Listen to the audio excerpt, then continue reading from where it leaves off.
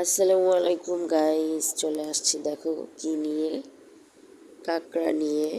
তো আজকে অনেক কাঁকড়া নিয়ে আসছি।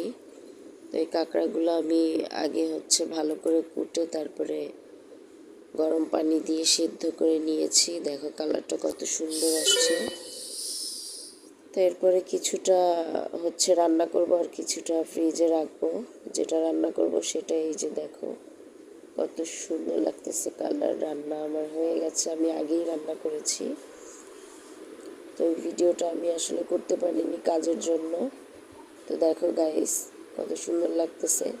আমরা যখন সি ফুড খেতে যাই তখন কাঁকড়া আসলে তেমন বড় বড় কাঁকড়া পাওয়া যায় না। আচ্ছা, তারপরে দেখা যাচ্ছে ছোট ছোট কাঁকড়াই আমাদের কিনে কিনে খেতে হয়। লাইন বন্ধ করে দাও। ইদানিং কাঁকড়া বেশি খাওয়া পড়তেছে, পাচ্ছি বলে কিনতেছি, আর যদি না পাই তাহলে আবার খাওয়া বন্ধ হয়ে যায়।